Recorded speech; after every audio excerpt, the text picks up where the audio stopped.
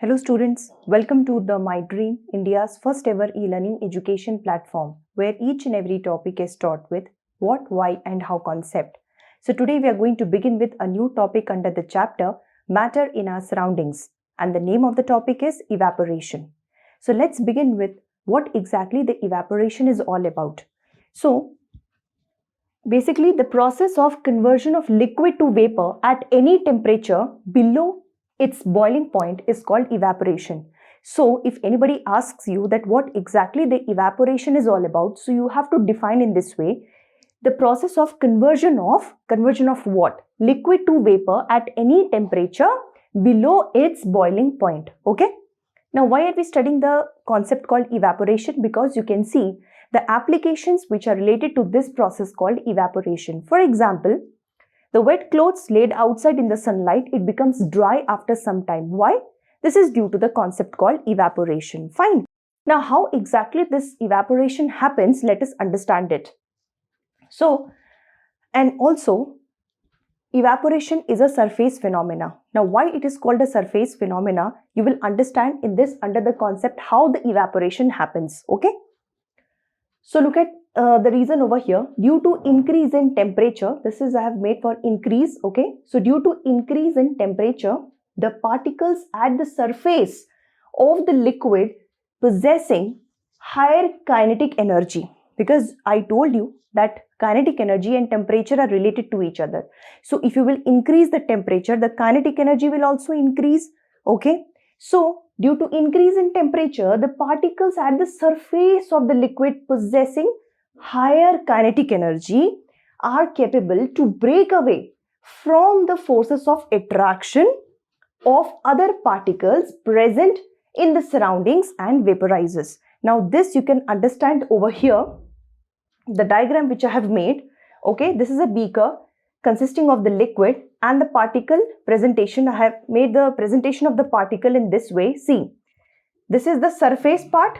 Okay, so in the surface you can see, if I am considering this particle, you can see the force of attraction is between this part, this is the, if I am considering this particle at the surface of the liquid, so you can see the force of attraction of this particle with this and with this also.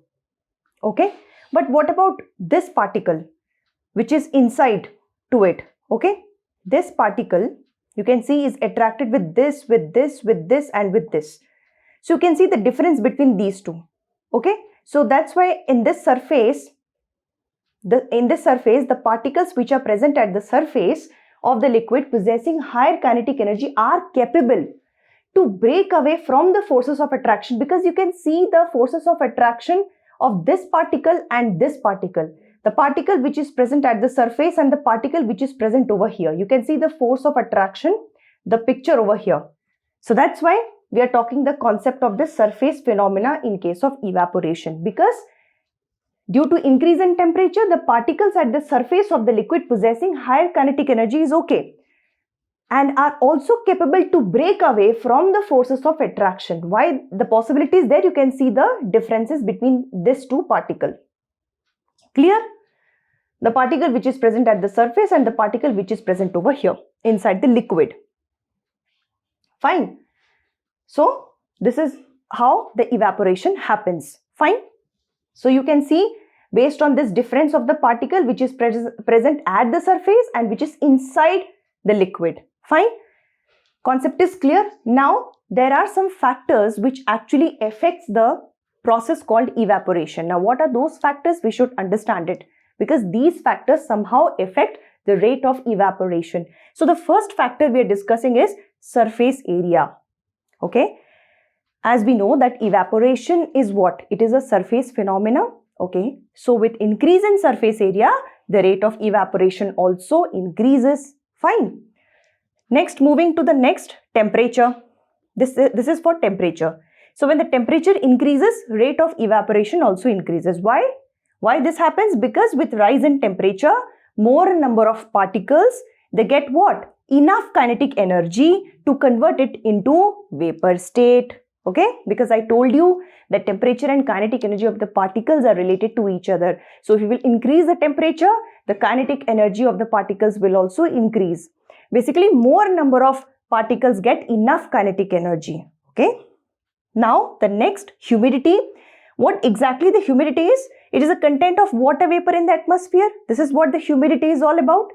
Now, as we know that air can hold certain amount of water, we know this thing.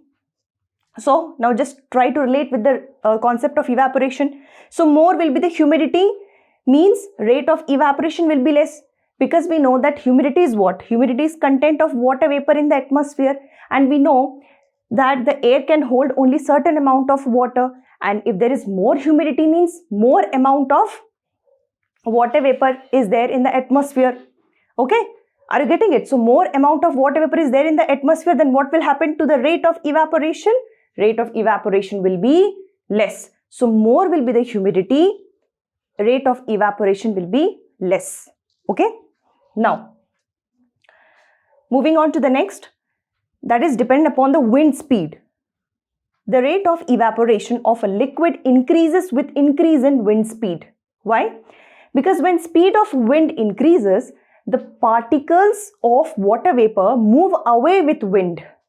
Okay, decreasing the amount of water vapor in the surroundings. So due to this reason, we can say that the rate of evaporation of a liquid increases with increase in wind speed. So these are the factors. What are the factors we discussed which actually affects the phenomena called evaporation? The first one, surface area. The second, temperature. The third, humidity. And the fourth, wind speed. So these are the four factors which affect the rate of evaporation. And we discussed how the evaporation happens, and in the how we discussed why it is called the surface phenomena. And why are we studying this concept? Because you can see the applications which are associated with the process called evaporation. And what exactly the evaporation is? The process of conversion of liquid to vapor at any temperature below its boiling point. Okay. I hope you all have understood this concept called evaporation and the factors affecting it. Thank you very much. Take care.